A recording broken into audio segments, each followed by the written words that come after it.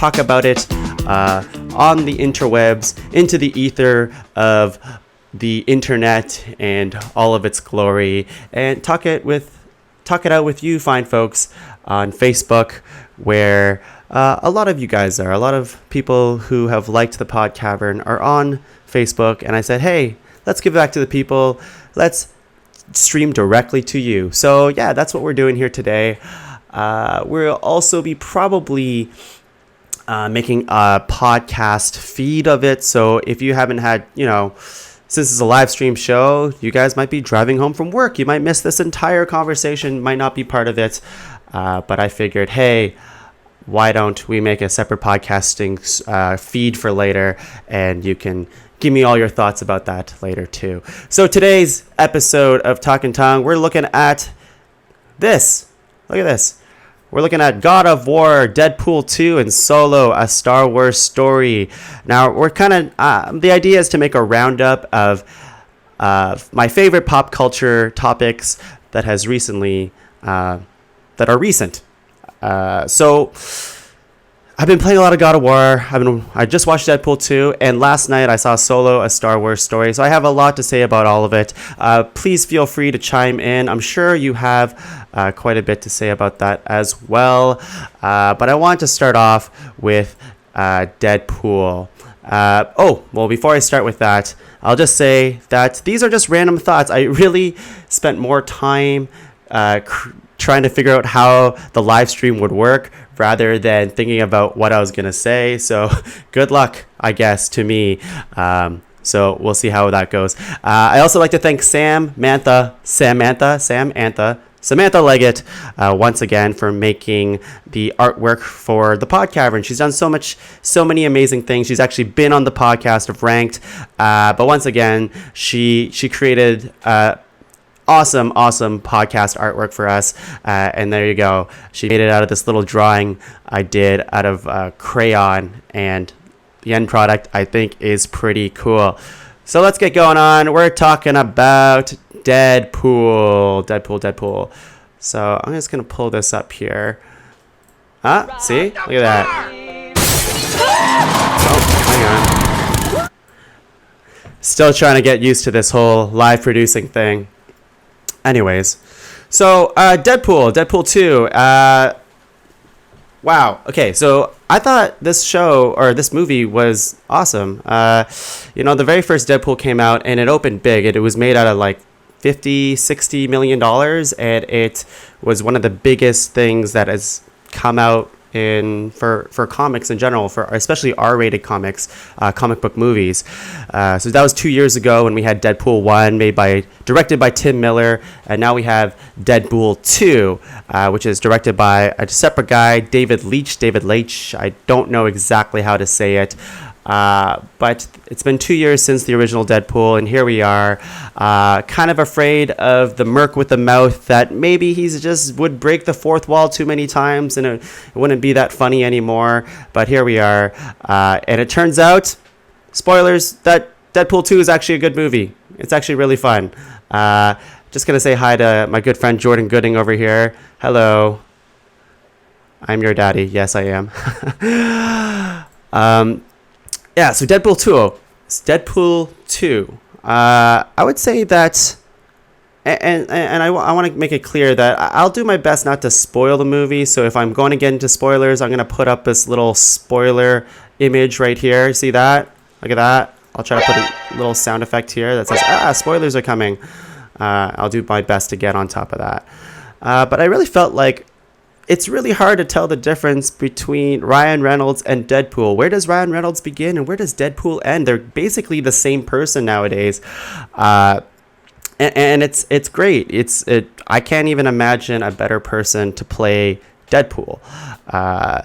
This movie was met with a lot of praise and well-deserved, because it's a funny movie. It's a lot of fun. It's a great way to start the summer. And in my opinion, is Deadpool 1 or Deadpool 2 better? I would say I probably had more shock and awe with Deadpool 1, so that made it probably still my favorite Deadpool movie is the first one, but I still really enjoyed my time with Deadpool 2. I guess the common criticism was that Deadpool breaks the fourth wall too much. He's a bit too meta, but I mean, that's kind of what you signed up for when you watch that movie. So if that's not for you, whatever. There's a lot of good action to be had in that movie. And yeah, I believe the director, David Leitch, he directed Atomic Blonde, which I didn't see. It's that the female John Wick with Charlize Theron. And so the actual like hand-to-hand combat in this movie is freaking awesome. I won't do a recap of the movie because I don't really want to spoil it, but I guess the whole movie in general is Deadpool is trying to find out what it's like to have a family, or what is family all about. So he pitches it and tells the audience that this is a family film, and that he should care about this new mutant, Russell Collins, aka Fire Fist. Great name. If I was a superhero, I would probably end up calling myself Fire Fist. Very, very on the nose with that one. And yeah, it's done. I forget the actor's name. Julian Dennison or something like that. He's like a New Zealand actor in one of my favorite films that's come out in the last couple of years, by Taika Waititi, the guy that did Thor Ragnarok and What We Do in the Shadows, that vampire mockumentary. But Julian Dennison was in another Taika Waititi movie, and that was Hunt for the Wilder People. So when they said they were bringing in this kid to play Fire Fist, I was like, I'm on board. This kid is awesome.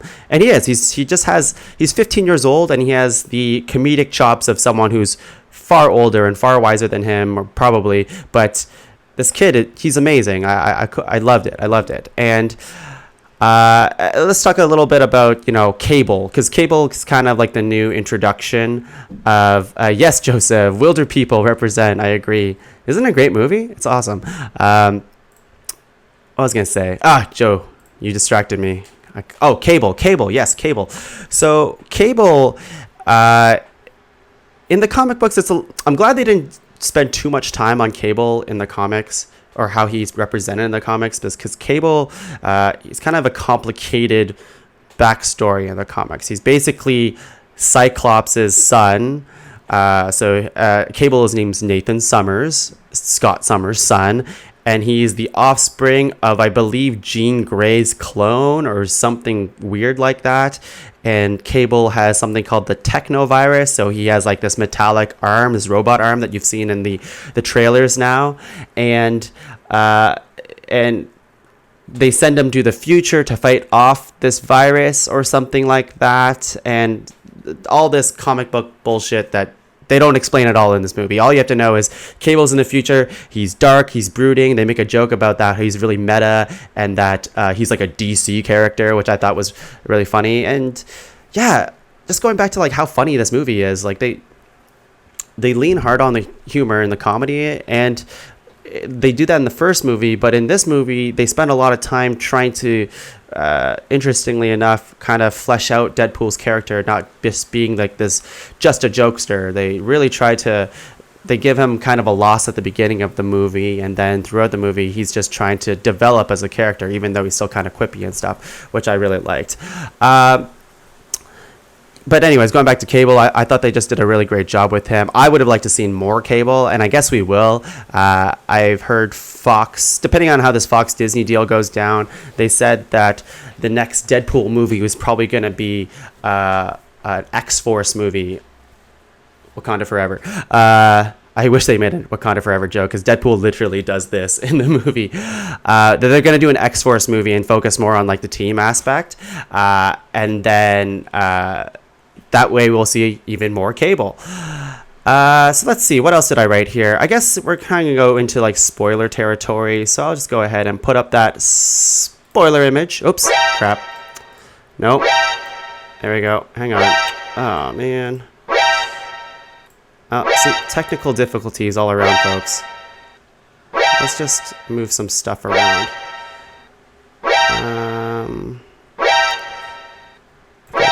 There we go. And if I put this up here, this is what happens when you live produce something. Look at that. All that technical difficulty just for that. Oh boy. I think I just drove everyone insane down there. Um, let's see. Hey, Laura, currently biting me. Oh, Trip. I miss that cat. I'm just talking about Joe's cat on Facebook Live here. Yeah, I want to get into a little bit of spoiler territory here. I'll just flash this button a little bit. And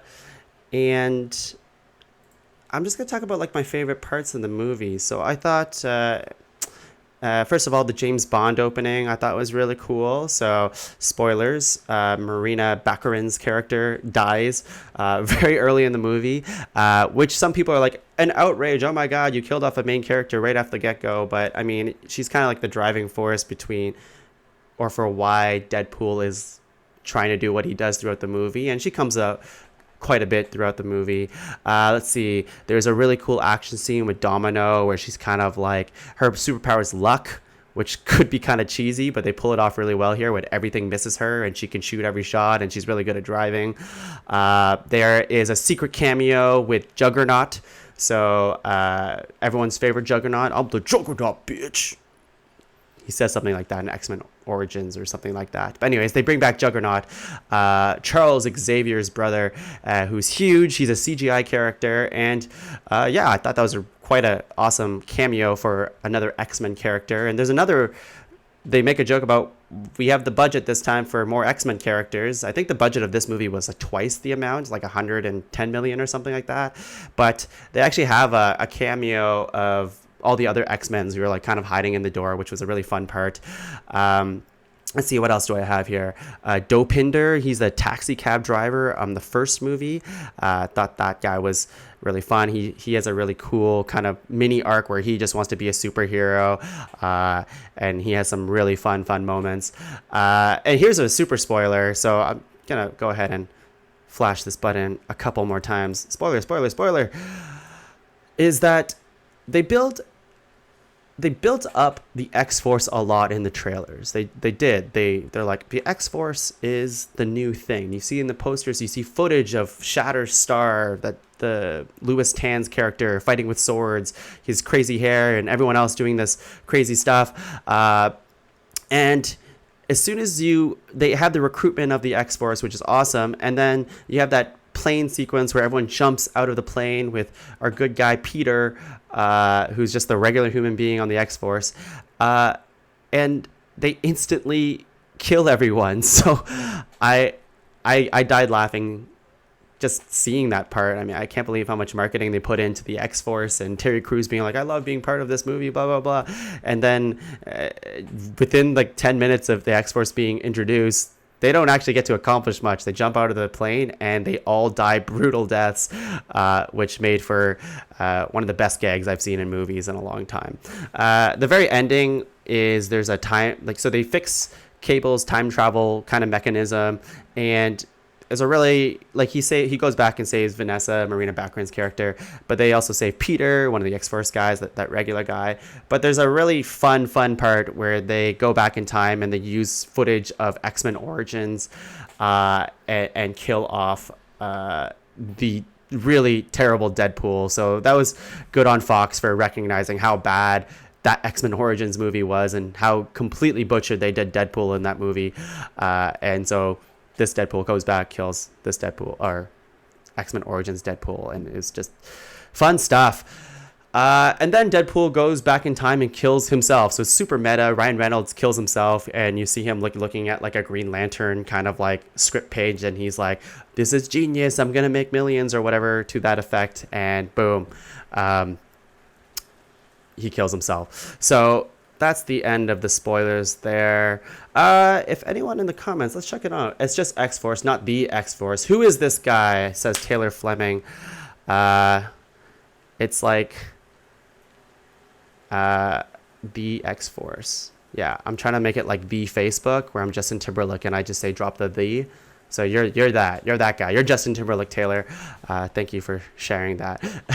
So without further ado, let's move on. I'm gonna close this guy here. If anyone wants to say anything about their favorite Deadpool moments, I'm all ears. I thought Teenage Negasonic Warhead was turning the time machine thing into Deadpool's comic book teleporter.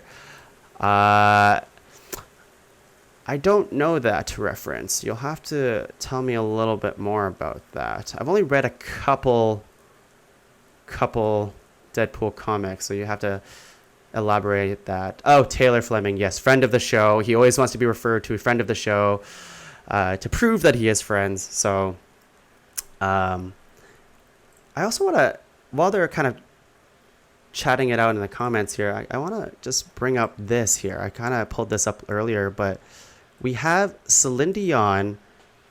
She made a new song just for Deadpool. She has this amazing, pretty awesome James Bond-esque song, and we have Deadpool, like a Deadpool music video. And I'm gonna fast forward a bit.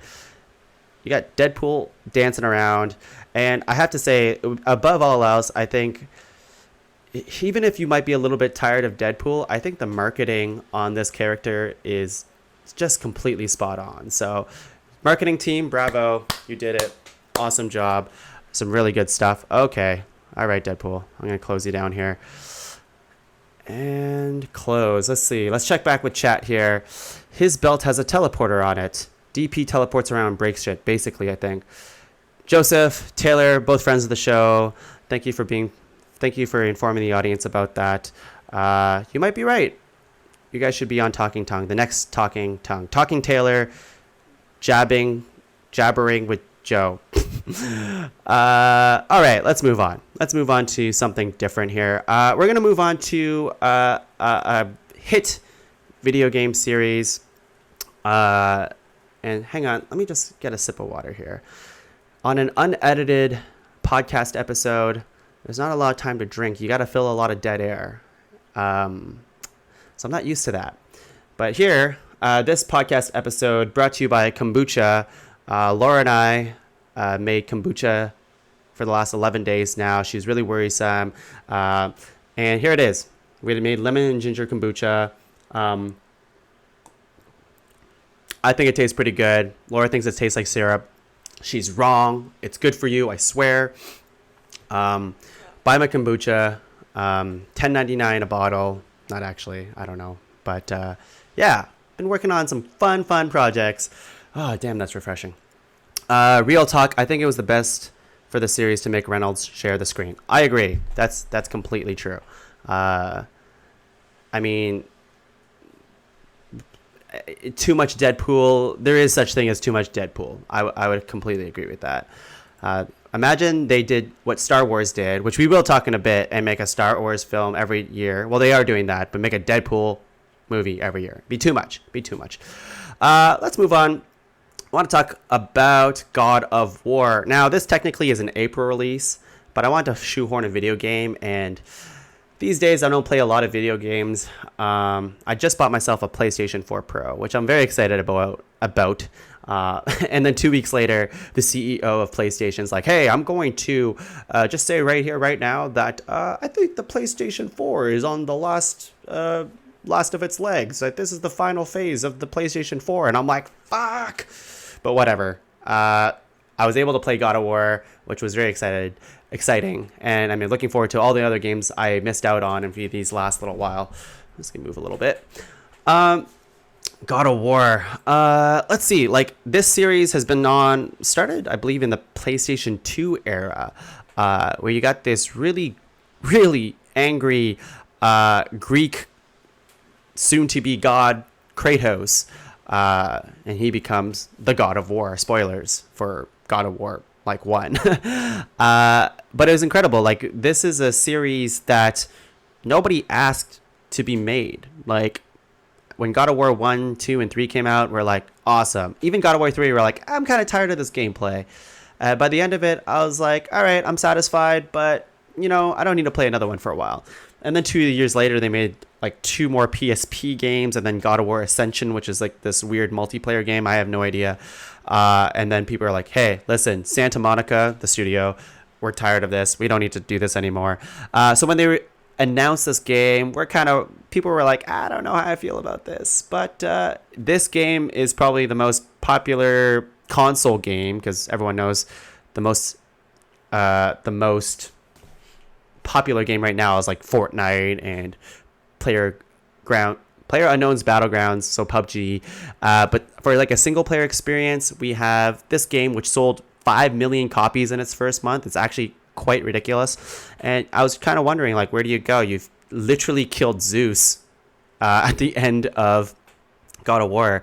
And they did something that I've never seen any game do. They kind of like, all right, well, if Greek mythology exists in this world, how about on the other side of the world, Norse mythology exists in this world? So they can technically do God of War forever because they can just bring in whatever religion they want. Imagine Kratos going head to head with a giant Buddha and they're just fighting it out. That'd be kind of awesome. Let's see here. Megan Murphy, make the rest of this about kombucha, please. That's what I came here for. Laura, if you're still listening, please send Murph a SCOBY. SCOBYs are like this weird bacteria fungus looking thing. They look gross. They feel gross. They're very slimy. But I'm telling you, it's the secret sauce for kombucha. So moving on. So again, I don't want to get into spoiler territory until the end. I'll put up a spoiler icon wherever. Is it this way? This way? I don't know. And I won't get too much into spoilers. But this game is really about Kratos and how old he's gotten. He's grown a beard, for God's sakes. Look at his kind of really old gray beard, kind of long and perfectly shaven. He's really good at shaving. He's really good at trimming his beard. But Kratos, he's kind of tired of it. He's like, I don't fucking want to fight anymore. I've killed so many people. There's been so much bloodshed. My family died in the first game, and I got all this revenge. And then at the very opening of the game, you don't even get to see Kratos' wife. She's already dead, and her last wish is to, and it sounds kind of selfish, but her last wish is literally go to the highest point in all of the realms to spread my ashes. And you're like, all right, am I climbing a little mountain? Am I climbing a hill? Whatever. No, they go on like a 30+ hour journey just to, spread Kratos' wife's ashes to the wind, which, it goes to show how, romantic he is. So, kudos to him. And so throughout this journey, you see Kratos and Atreus. Atreus, like this young boy who's just learning how to fight, has never really talked to his father before. And you kind of just see their dynamic just grow drastically throughout this adventure here. I find it really fun that Atreus is really well educated. He knows how to read everything, and Kratos literally cannot read anything on the walls. Every time you look at like this ancient drawing, or you could be like just the English alphabet, Kratos would be like, what is this, boy? How do I read this thing? Oh god, ABC's stupid Kratos. I just know how to fight. Angry. So that was really fun. And I think Kratos says boy at least, I don't know, 1,000 times throughout the entire game. So it's very, very entertaining. We have a lot of fun side characters that show up in the game too. We have 2 dwarves that look completely different. One's blue, one looks like a human, Sindri and Brock, which makes for a fun comedic duo, which actually have their own arc throughout the game too. We have Mimir, which is like the severed head who just kind of joins Atreus and Kratos throughout their journey, so that's really fun too. Gameplay is really fun too. They changed everything about the gameplay in this game. Before it was like button mashing and quick time events to kill all these big bosses, big spectacle. There's still that spectacle, but this game's a lot slower paced. There's lots of puzzles, environmental puzzles. You throw your axe. By the way, the axe throwing in this game is the most satisfying gameplay element I've seen in video games in a long time. The fighting's really fun. Once you get used to it, it's really great.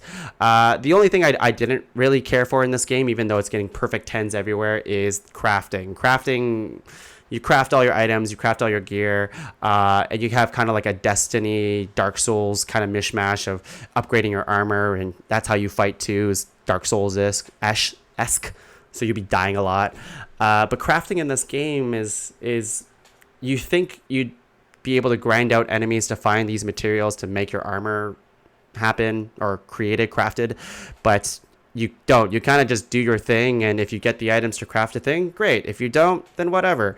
Let's let's see here. I won't spend too much more time on God of War here, but yeah, it's super challenging, very frustrating when you die a million times. I think I spent there's like these end game kind of side fighting bosses that you can do that are really hard called Valkyries, and I remember staying up to like 2 in the morning where Laura's probably like, go to bed. It's like 2 in the morning. And I'm like, no, I gotta fight these Valkyries. I have a purpose in life, and it's just to beat this video game boss. And you know what? It's all worth it. It's all worth it. I'm just for context, I'm still playing this game. I think I'm almost done. I already beat the main game. I just gotta fight a couple more Valkyries here. But I'm completely enjoying it. I am not one to go back to a video game after I finished it. This game, I for some reason just super compelled to just keep playing. Megan Murphy, you know what else is a fun video game? Animal Crossing. That's true, but not for the, like the Animal Crossing for your phone. Like that game, it's so frustrating. I wish it was better. Once it comes to Nintendo Switch, I'll be right there. I'll buy it first day. Speaking of Nintendo Switch, a little side tangent. Is anyone excited for Let's Go Pikachu or Let's Go Eevee, that like Pokemon Go companion game? I think it looks kind of cool. It might get me back to playing Pokemon Go, which is very dangerous because Laura likes to play Pokemon Go everywhere and she doesn't look up when she's playing. So I feel like we're both going to like ram into a fence or walk in like the highway because we're just trying to catch a Mewtwo or something. Last thoughts I want to say about God of War here, and I'll put up the spoiler alert once again. Here we go. Boom, boom, boom. Little sound effect for spoilers. Bam.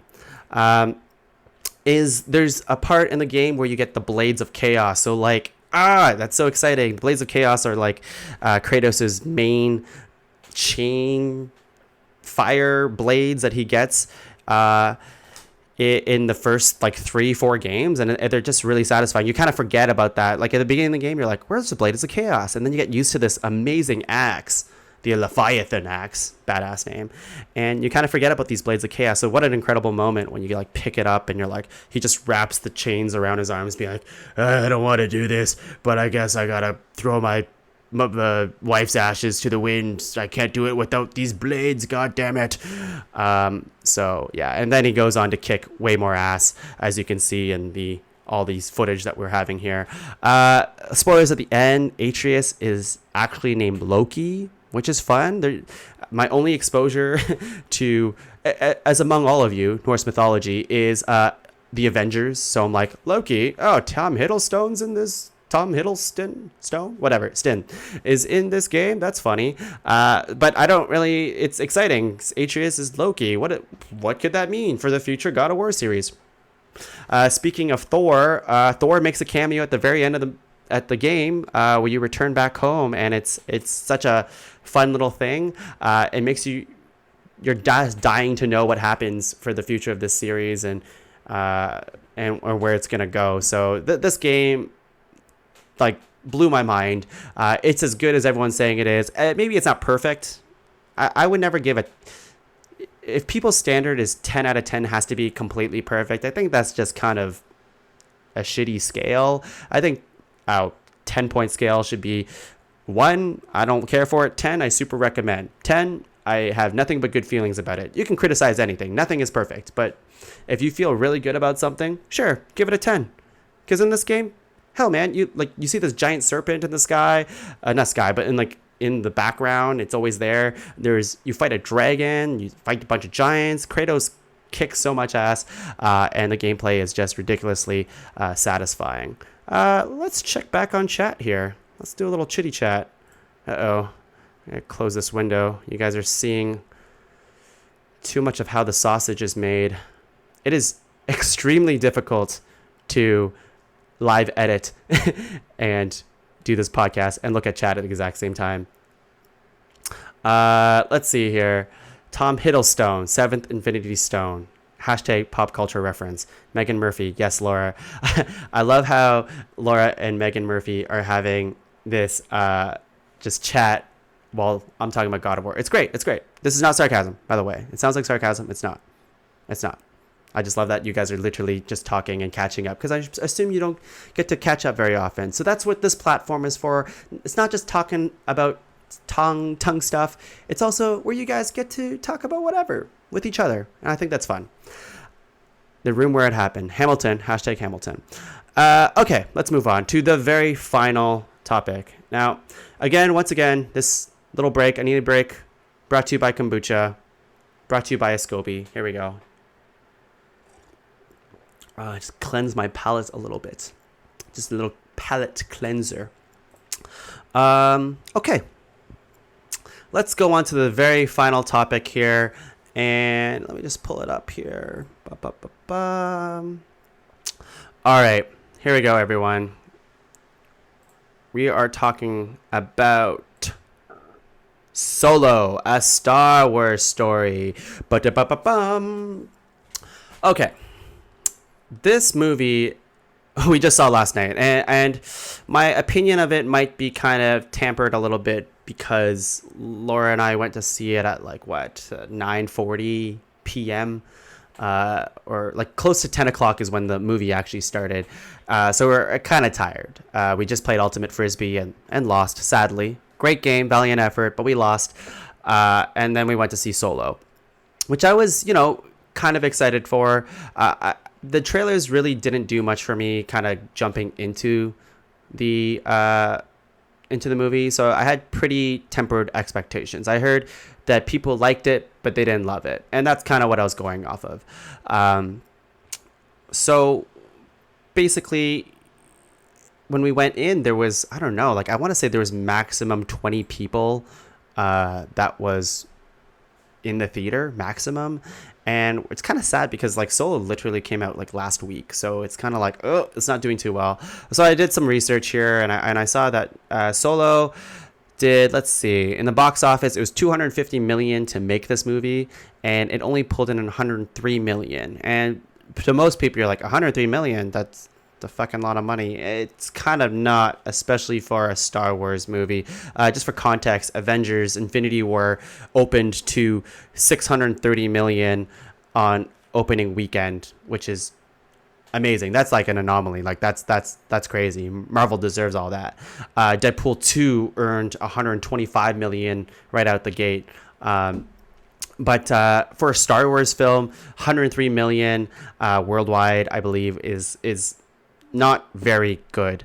But that said, I don't think it's not a terrible movie. People should go see this. If you're a Star Wars fan, you should go see this movie, because the way they set up this movie, it really seems like they will plan for stuff in the future, and they put seeds in here that they can actually, even though it's a prequel of Han Solo, they put a bunch of little Easter eggs here that probably will have rippling effects into other Star Wars stories, or maybe even in the main trilogies that they'll be doing.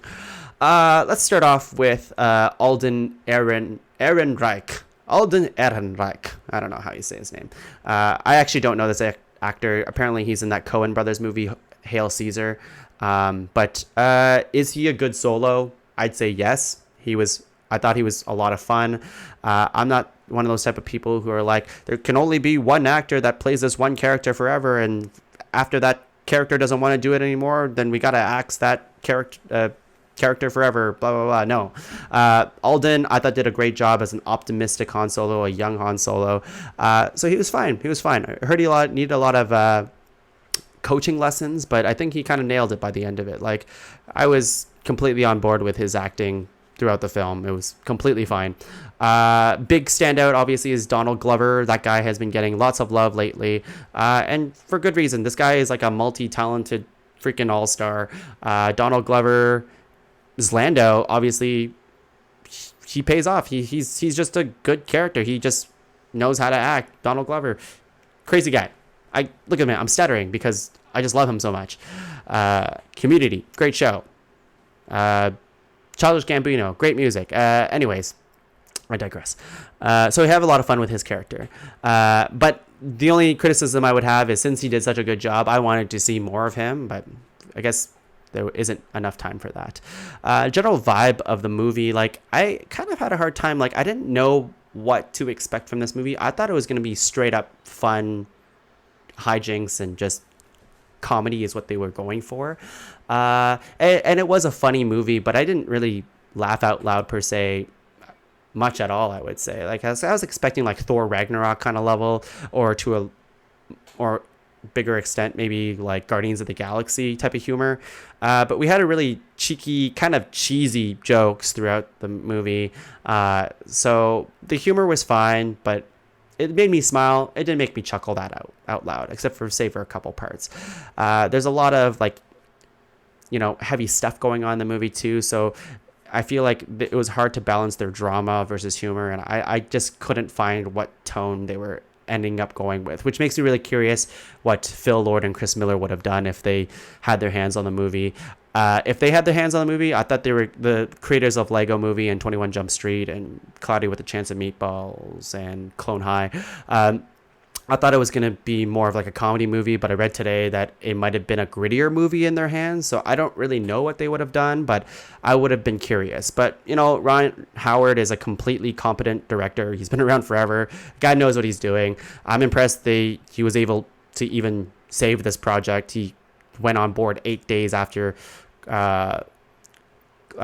Phil Lord and Chris Miller quit or got fired. So 8-day turnaround to kind of fix up the movie. That's pretty good. Let's see. Let's check in with chat. It's been a while. Will there be a VOD of this? Yes. I don't know. We'll see. Tyler Furness, friend of the show. Donald Glover, Megan Murphy she has cat heart emojis. Let's keep going. The train heist movie that you kind of see in the trailer. Honestly, I was kind of really excited about it because everyone's like, the train heist part of the movie, and you watch it and you're like, yeah, that was okay, that was all right. Like I don't know, I guess I might have been overhyped about that part of the movie, but it was completely fine. The train is kind of cool, as you can see up here. There's a little bit of action going on, and the train kind of like goes horizontal and vertical, which seems pretty impractical for a train to do, but whatever. It would be practical if there was mountains and stuff to go through, but literally it would just go sideways for no reason. Train architecture, am I right? There is Woody Harrelson too. He has a character named Beckett, who, I don't know how I feel. Like, I love Woody Harrelson, but I feel like recently he's just been doing his Woody Harrelson thing, and that's completely fine. Like, he's great, but I don't know. He didn't blow me away in this movie. His twist, quote unquote, at the end of the movie is seen from a mile away. He does this thing where he like spins his guns around like in a big war zone. Like, he's literally in a huge war zone. Right? Lots of cloud and smokes going around. Like, the impracticality of spinning your gun just for like cool effect is kind of hilarious, because no one can see you do that except for the movie watchers, and you're not tricking anybody that is in the war, I guess. I don't know. I just thought it was kind of silly. And then Han's like, teach me how to do that. So they have a part in the movie where how Han got his name, and which I thought was supposed to be like a big moment in the movie. And I was like, yeah, that's one way to handle how he got his name. I never even thought about that. Han never, like, I guess Solo was never his last name. It just came to be. I won't spoil how it happens. It's all right. It's completely fine. Let's see here. What else do we want to say? Emilia Clarke, Mother of Dragons, if you will, Queen of the Andals. I was trying to think of all her titles. You got her. Laura made a good point. She said that Star Wars films lately has been getting a lot of British female actresses. So we have Daisy Ridley, we have Felicity Jones, and now we have Emilia Clarke. And I guess Emilia Clarke signed on for a multi-story deal with Star Wars, but nothing is set in stone with that either. And it's just, I don't know. It's kind of interesting. Like, I like her as a person. I like her as an actor. As a person, as like all the videos I've seen with her, commentary and interviews with her, she seems like a really funny person. And then watching her on the big screen, she does a fine job. But her character in the movie, it was all right. It was okay. I guess nothing to complain about. I was just afraid that she was just going to be just the love interest in the movie. Turns out she has a little bit more going for her, which they don't exactly fully explain too. So that's the thing, is that this movie does a lot, but also kind of just stays the same. It doesn't really add too much to the past or the canon. That you kind of just like, hey, the Kessel Run happened. How did it happen? He won the Millennium Falcon. How did that happen? Speaking of that scene where Han finally wins the Millennium Falcon at a game of sabacc with Lando Calrissian was probably my favorite part of the movie, I would say. Let's see here. I'm gonna go ahead and throw up the little spoilers icon here. So spoilers. Spoiler sound here. Bam, bam.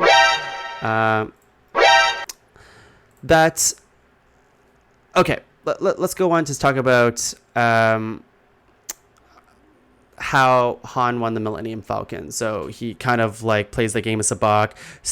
It was like a Yu-Gi-Oh thing where like he hugs Lando, steals the card, and he's like, because Lando was cheating by having like this robot kind of card holder, and it baffles me that nobody's seen him have that before. But anyways, Han catches him in a lie and steals the card from him, and boom, he wins. Another big spoiler part that I wanted to get to was the introduction or reintroduction of Darth freaking Maul. So that's probably like the biggest, like, wow, Darth Maul's in this movie. That's insane. That's great. I guess in the animated shows, which I haven't really watched, Darth Maul has been alive for this entire time, and all that animated stuff has been approved as canon now, the Clone Wars and Star Wars Rebels. So it's been well known for a long time that Darth Maul lived by being cut in half by Obi-Wan. But it's cool to see him in like the actual movies now, where he has like a robot leg. He looks a lot older.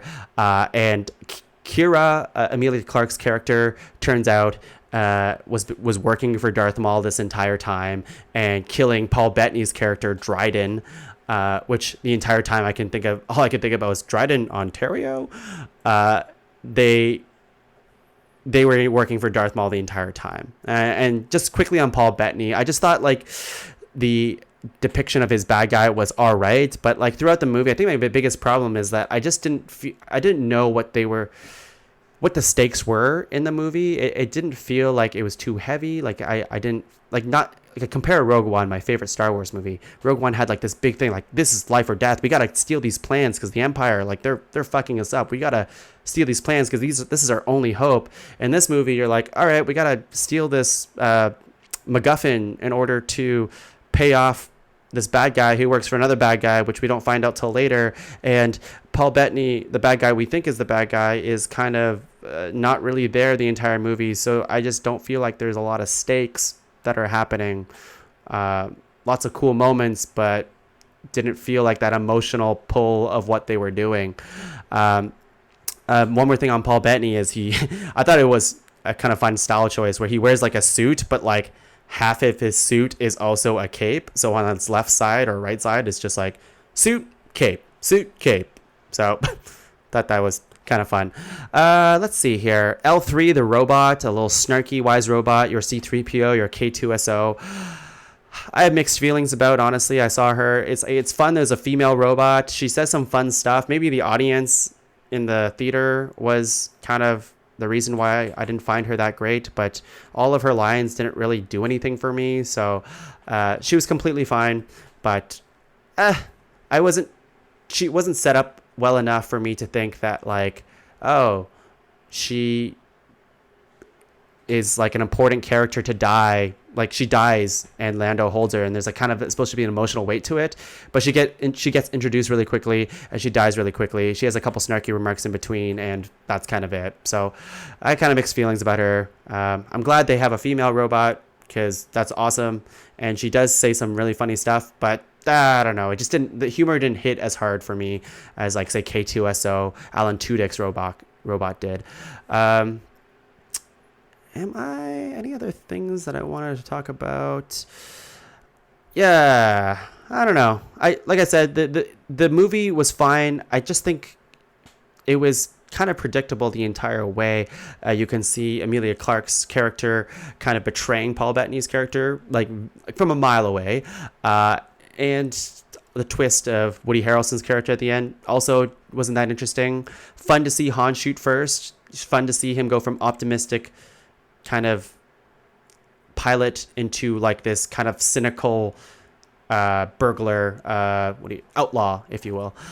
And so you do get to see that journey throughout the movie. It's just, I think it could have been handled better. But then again, I think this movie could have been handled a lot worse. So I'm happy that it exists. I think people should still watch it.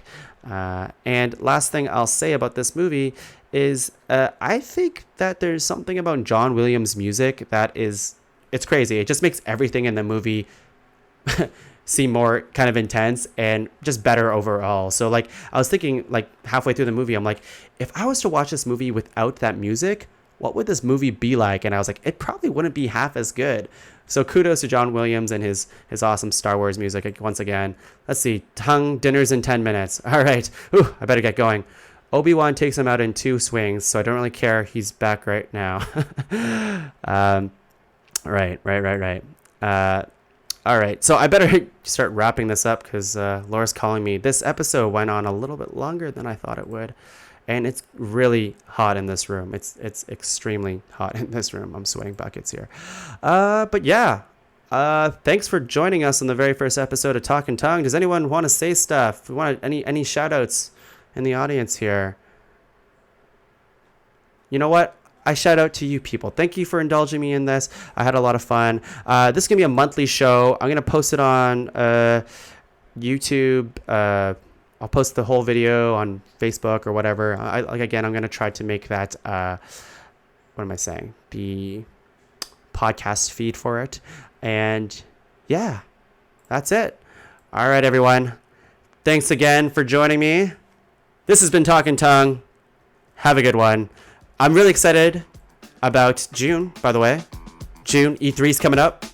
The Incredibles 2, Jurassic World. That might be good. I don't know. Video games, Mario Tennis. I think there's some good stuff in the horizon.